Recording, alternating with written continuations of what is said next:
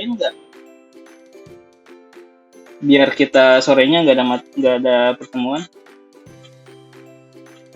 Halo?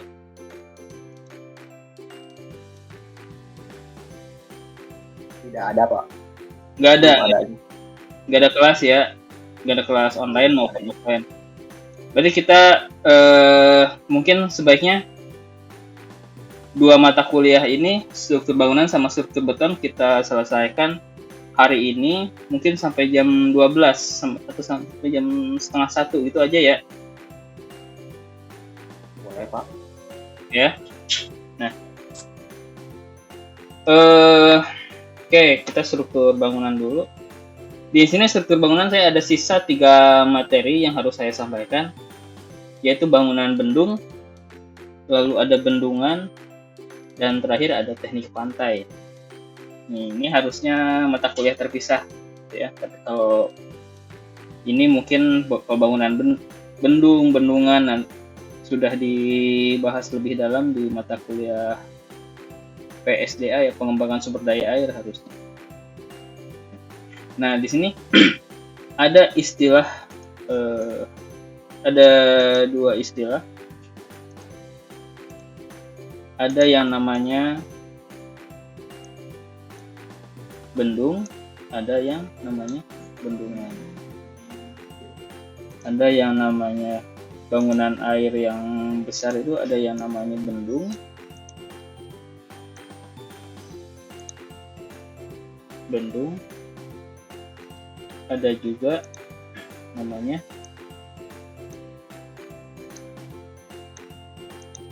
bendungan. Nah, ini jangan salah, ini adalah 2 buah konstruksi yang berbeda ya. Jangan disamain. Ada bendung, ada bendungan. Bedanya apa, Pak? Nih, bedanya. Tujuan dari dibuatnya sebuah bendung atau bendungan itu mirip ya, mirip. Nah, tapi kalau bendung itu dia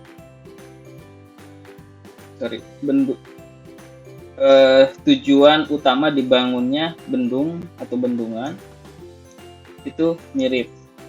Itu tujuannya adalah meningkatkan muka air,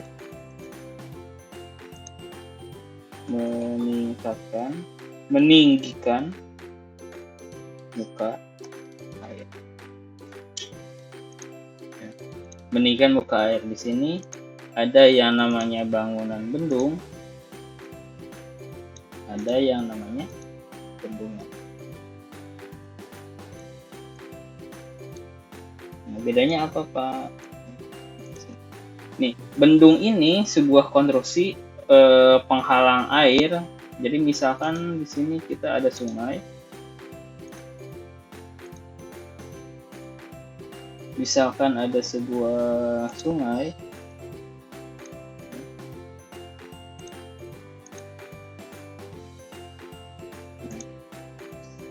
Sebuah sungai. Lalu di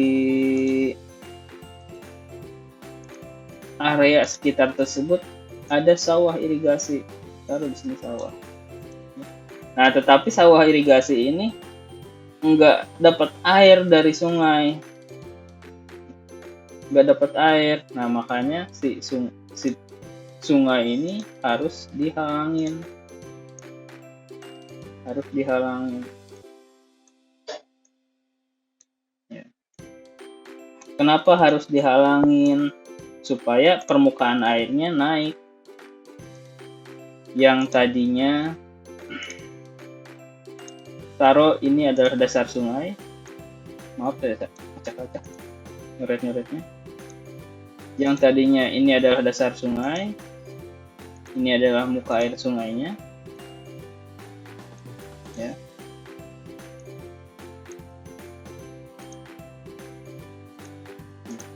Dibuatlah suatu konstruksi untuk meninggikan muka air.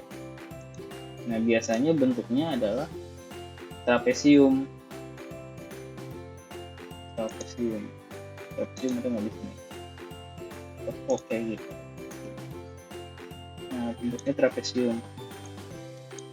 Nah, karena airnya dihalang, ya otomatis muka airnya dia akan naik ke sini. Nah, apabila muka airnya naik, nah berarti di sini kita bisa dibagi nih si sungai ini.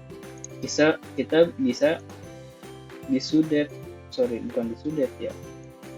Apa ya? Ini si air bisa kita buat aliran untuk mengairi sungai. Gitu. Ya kenapa ya? Karena muka airnya sudah tinggi, Pak. Ini bangunan bendungnya di sini, bangunan pembaginya di sebelahnya, atau bisa jadi berdekatan. Nah, karena kok bisa ya? Karena muka airnya sudah naik, Pak. Jadi karena kalau muka airnya sudah naik, kita bisa buat si airnya itu bisa kita cut, kita bisa alirkan ke sawah penerima manfaat. Nah, kalau bendungan gimana? Ya, mirip ya. Nah, cuman bedanya kalau bangunan bendung itu dia memungkinkan air lewat di atasnya. Sorry, saya buat ini oret-oretannya. Nah, jadi nanti air bisa lewat di atasnya. Ini aliran airnya di sini. Jadi muka airnya naik, tapi si air bisa lewat di atasnya. Ini kita sebut dengan bendung. Nah, lalu kita buat aja dulu. Nah, kalau bendungan kayak gimana, Pak? Nah, bendungan itu dia mirip seperti ini. Airnya dihalangin. Nah, tapi airnya dihalangin. Misalkan ini adalah aliran sungai. Ini adalah bangunan bendungannya. Ini kalau bendungan pasti lebih besar konstruksinya.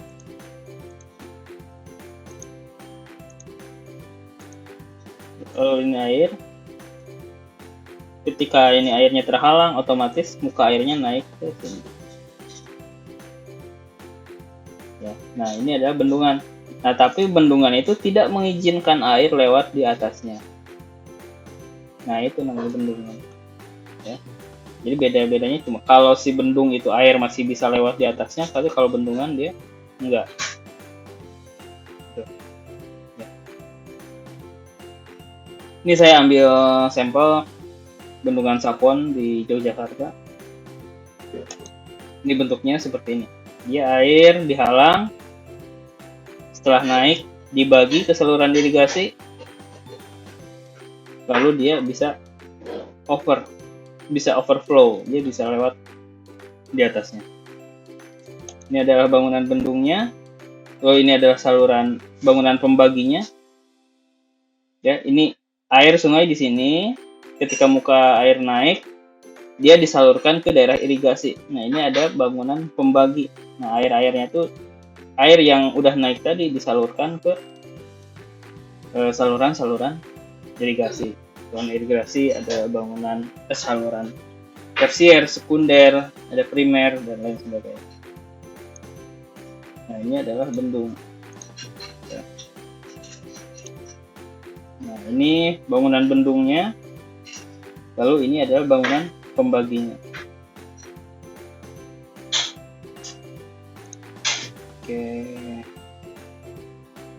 Ya, nah ini proses konstruksinya. Jadi dia memungkinkan air dia limpas di atasnya. Ya, ini adalah bangunan Sapon di Kulon Progo. Ya, jadi kadang suka ada yang bendung sama bendungan, kadang katanya mahasiswa teknik sipil tapi nggak bisa ngebedain bendung sama bendungan. Banyak juga yang kayak gitu. Ya, ini nah fungsinya bisa untuk irigasi, bisa untuk PDAM dan lain sebagainya. Banyak sekali fungsinya. Lalu next. eh, selain bendung ada juga yang namanya bendungan. Sebentar, saya share.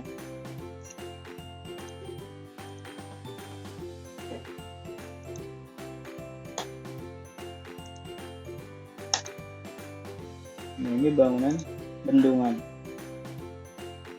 ya.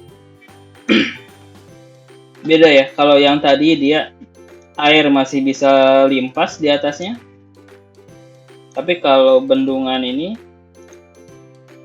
dia air nggak boleh lewat di atasnya, harus berhenti, dia harus berhenti. Lalu kemana sisa airnya Pak? Ini kan naik nih, lama-lama ditumpuk ya pasti jadi banjir dong ya. Enggak juga ya. Nah di sini nanti di bawah bendungan ini ada sebuah saluran air, pipa, konstruksi pipa. Nah karena debitnya tinggi dengan konstruksi yang relatif sempit, maka debitnya akan sangat besar. Nah dengan energi yang sangat besar ini bisa difungsikan untuk memutar turbin ya, untuk memutar turbin. Nah ini ya, muka airnya sudah naik, pasti di sini energinya sangat besar kan ya. Kalau air nggak dikeluarin ya pasti banjir Pak ya. Ya nggak juga, di sini kita buat overflow di dalam bendungan karena energinya sangat tinggi ya. Si debit air ini dia bisa berfungsi untuk memutar turbin yang nanti hasilnya adalah listrik ya. Kalau kita lihat yang paling dekat di daerah Sukabumi ada bendungan Cirata, ada bendungan Saguling di daerah Bandung Barat, ada Cirata di Purwakarta, ada Jatiluhur di daerah Purwakarta. Ini konstruksinya seperti ini.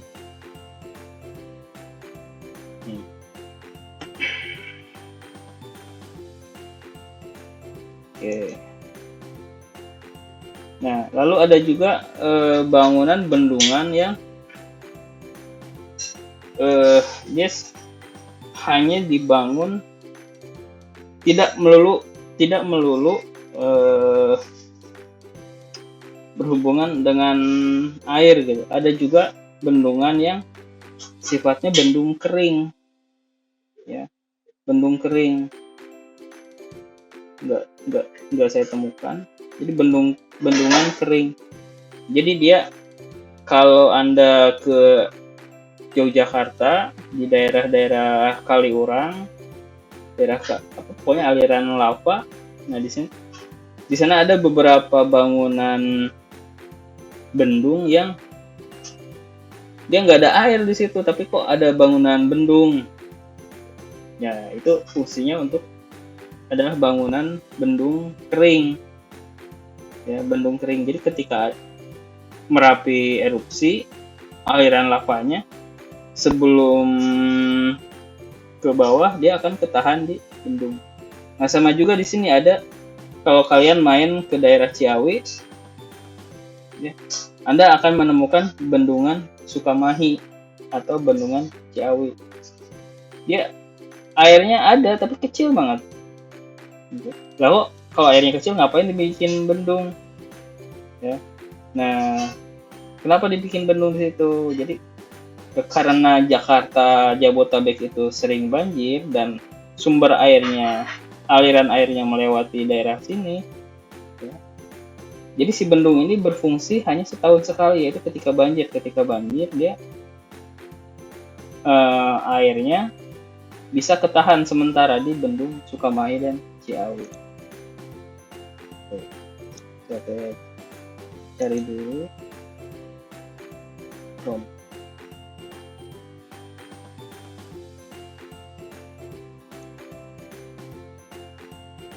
Ya, bendung Sukamahi. Saya cari. Next.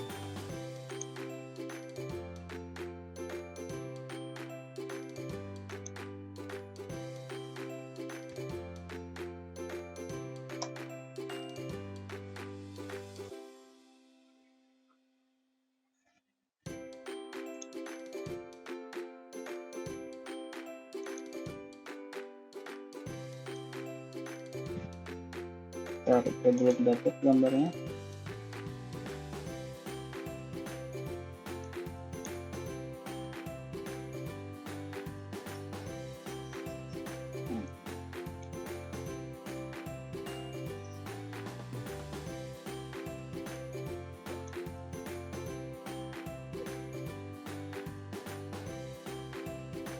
Oke, kita share.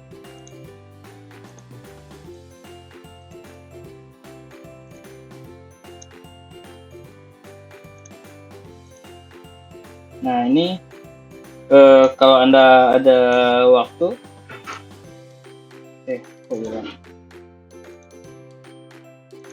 ada kesempatan, bisa main ke sini. Di sini relatif dekat, dia keluar tol Ciawi, masuk ke arah Megamendung. Nah, di sini ada bendungan Sukamahi. Ya, ini mungkin 2024 baru selesai. Ini ada bendungan Sukamahi ini. Posisinya di Ciawi, daerah Ciawi Bogor. Ciawi Bogor. Nah, di sini dia enggak pada hari biasa dia nggak berfungsi apa-apa. Ya, di sini ada sih aliran air, tapi kecil, air kecil. Ya, kenapa dibikin bendung? Ya karena Jakarta banjir terus. Harus dibuat berdasarkan riset. Oh, ternyata kontribusi airnya paling banyak dari sini nih, dari Sungai Sukamahi dan Sungai Cipayung ini. Nah, maka di sini akan dibuatkan bendungan. Jadi ketika airnya banjir, di curah hujan di gunungnya tinggi, di Gunung Pangrangonya, maka aliran airnya bisa tertahan sementara di bendungan Sukamahi. Di sini ada dua bendungan pada kompleks yang sama. Di sini yang pernah saya terlibat di sini di bendungan Sukamahi. Terus ada satu lagi di sini. Ini lebih besar, ini bendungan Ciawi. Jadi ada dua bendungan. Ya. Ini.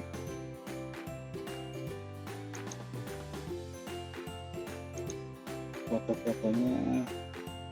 Ini ya. Foto-fotonya.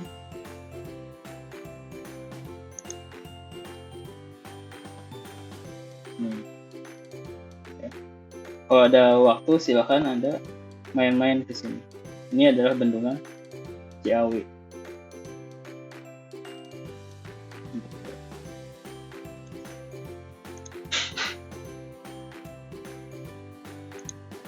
Oke, sampai di sini ada yang ditanyakan?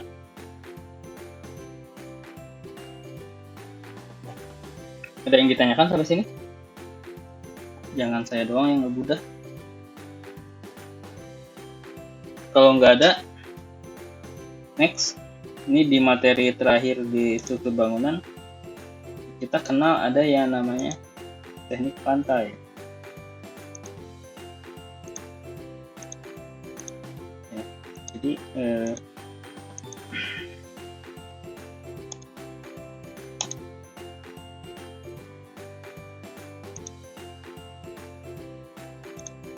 ya, nih. Ya, teknik pantai. Nah, teknik pantai adalah struktur-struktur bangunan yang ada di pinggir pantai. Fungsinya untuk menahan tergerusnya pantai oleh gelombang air laut. Ya.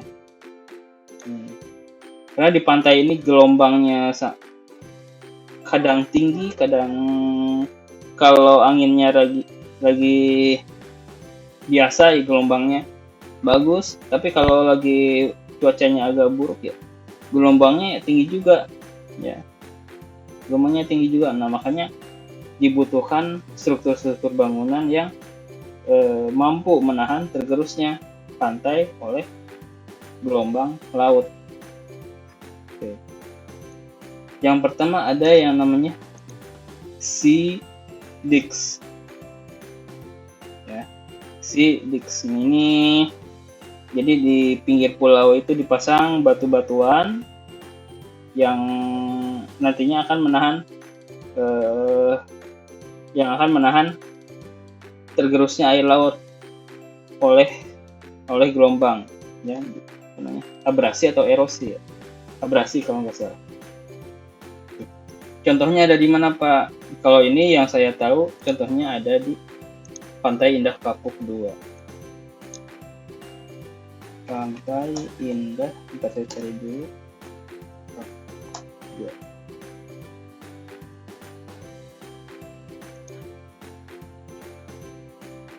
Ini ada di pantai mana ya?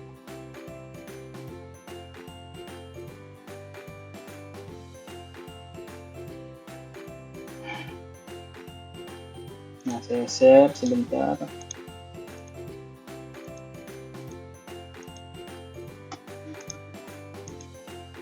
Nah, ini adalah map untuk area Pantai Indah Kapuk. Di sini ada pulau yang direklamasi.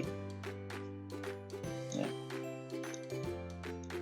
Secara alami ini belum ada pulau di sini tuh. Ya, ini belum ada apa-apa dulu di sini. 3 apa 5 tahun yang lalu ini nggak ada pulau di sini tuh. Ya. Hanya dulu kita ribut-ribut ya, ada reklamasi Jakarta Utara gitu. Nah, ternyata ada yang udah jadi. Nah di sini ada pulau yang direklamasi lalu diburu. Oh, ini baru keluar. Jalasena.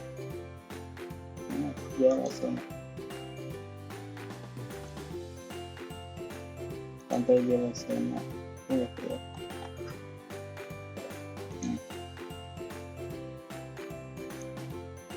Nah, di sini di Pantai Jalasena ini dia menggunakan Sea Dix. Nggak terlalu jelas. Dia menggunakan Sea Dix. Nah, bentukannya kurang lebih seperti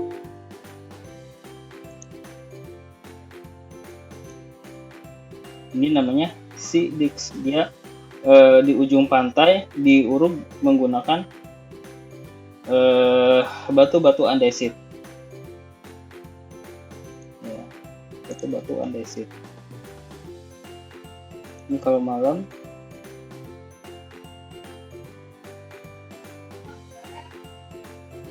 nah ini ya penampakannya, ya si Dix-nya di sini. Ini sepeda nggak usah dilihat. Nah ini ya, dia menggunakan Sea Dix.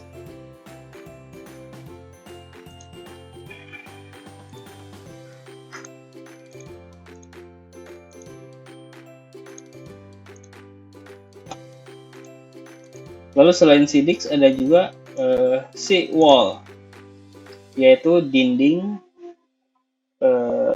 pada ujung pada pantai, ya, dinding pantai. Ini ada di mana ya? Yang pernah saya lihat di sini ada di Pantai Carita di daerah Anyer kesananya lagi Carita. Sea wall jadi kayak ada dinding penahan tanah, tapi bukan dinding penahan tanah, dinding penahan air. Ya. Lalu ada juga groin. Groin ini jadi si pantai itu kita buat kafling menjorok ke pantai. Ya. Nah ini fungsinya untuk kita supaya gerusan air bisa diminimalisir. Kalau ini groin belum pernah saya temukan ada di mana. Mungkin ada yang pernah sini nggak Pak? Silahkan. Lalu ada bulkhead. Nah bulkhead ini dia paralel.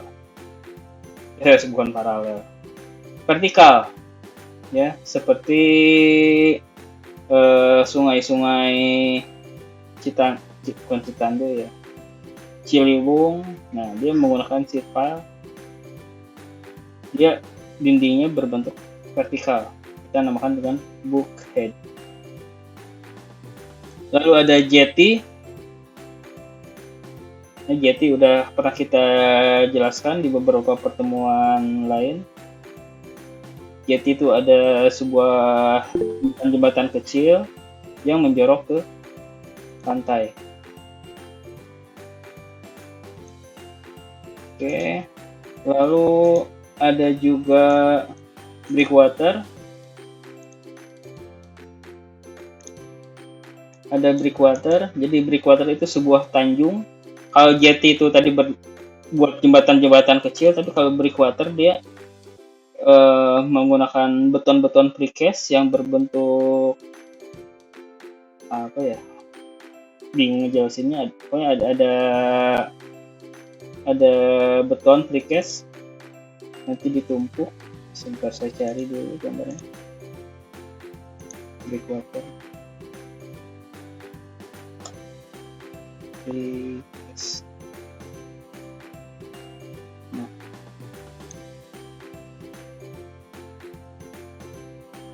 Oh, bentuknya tetrapod. Ini ya, tetrapod. Nah, di sini diuruk menggunakan beton-beton precast berbentuk tetrapod. Saya share. Nah, ini kalau nggak salah namanya tetrapod. Tetrapod. Ada yang berbentuk tetrapod, ada berbentuk kotak-kotak kayak gini juga ada. Tapi yang banyak sih tetrapod seperti ini ya.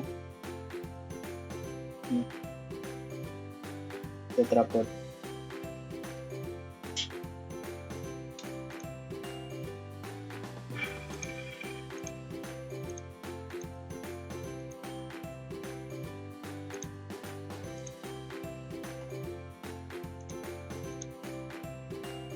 Oke, lalu ada artificial headland, yaitu adalah si pantainya diuruk, direklamasi, nggak pakai tetrapod tapi menggunakan tanah. Dan yang terakhir beach nourishment, ini si pantainya yang diuruk ya. Usaha yang dilakukan untuk memindahkan sedimentasi pada pantai ke daerah yang terjadi erosi. Jadi nggak semua pantai terjadi erosi, ada yang utuh, ada yang tergerus. Jadi kalau yang utuh dipindahkan si sedimentasinya ke pantai yang terkena erosi. Erosi itu sekarang ujung pantainya ada di titik ini, ternyata tahun besoknya udah berubah, udah geser lebih ke dalam lagi. Itu berarti terjadi erosi. Gitu. Oke, sampai di sini ada yang ditanyakan?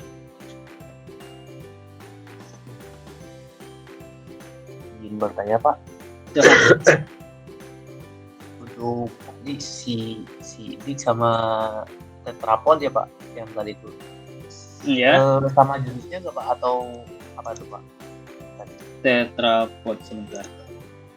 Tetrapod sama yang pertama si dik ya. Si dik. Nah, beda ya. Nah, beda. Jadi kalau si Dix itu dia diuruknya dia menggunakan batu-batu andesit, batu-batu alam. Gitu. Tapi kalau tetrapod dia kita buat beton secara precast Pak. Ya, tapi betonnya juga harus beton yang tahan terhadap sulfat.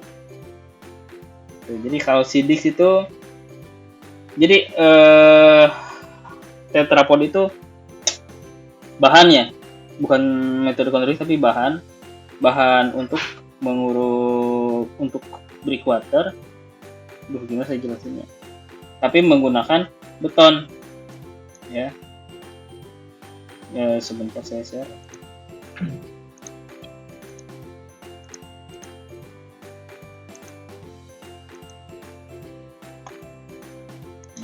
Tetrapod. Nah, ini Kalau yang Sidix dia menggunakan batu alam, batu andesit. Tapi kalau ini tetraprod ini bahan yang dari precast. Ya, jadi kita buat cetakan, lalu dicor. Nah, hasil cor-corannya ketika sudah setting dipindahkan ke sisi pantai. Ya, nah ini tetrapodnya. Ini kenapa bentuknya kayak gini, Pak? Nah, karena kalau bentuknya seperti ini dia saling mengunci, Pak. Dia saling mengunci. Jadi ketika ada hantaman energi, dia relatif lebih kuat karena dia posisi saling mengunci nih. Di sini ada yang nusuk ke dalam, di sini juga tahan. Ini saling mengunci posisinya. Enggak kayak si Dik kan bentuknya kotak-kotak gitu ya. Nah, itu dia nantinya karena nggak saling mengunci ya, jadinya nggak terlalu ini banget, jadi nggak terlalu kurang terlalu kuat menahan momentum. Ya, bentuknya si tetrapod juga banyak, ada yang benar-benar tetrapod kayak gini. Tetrapod itu bentuk ya, bukan konstruksi. Ada yang kotak, tapi kotaknya di ujung-ujungnya ada yang menonjol. Kamu enggak ya?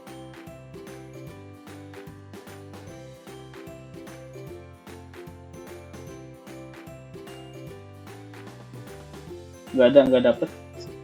Tuh, ini nggak selalu berbentuk tetrapod. Ada juga yang bentuknya seperti tanda plus. Tapi karena udah orang taunya tetrapod, jadi apapun bentuknya untuk breakwater, berarti konstruksinya tetrapod. Padahal tetrapod itu sebuah bentuk. Ya. Ini sebenarnya bukan tetrapod tapi plus ya. Plus ya. Tetrapod itu ya tadi kayak trisula begitu. Gitu. Oke, ada lagi?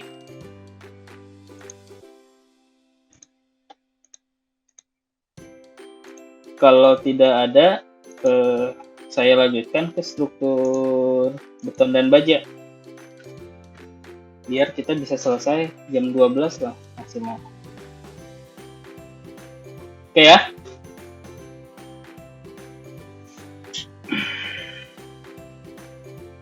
Sekarang kita geser ke struktur baja. Kita buka dulu filenya.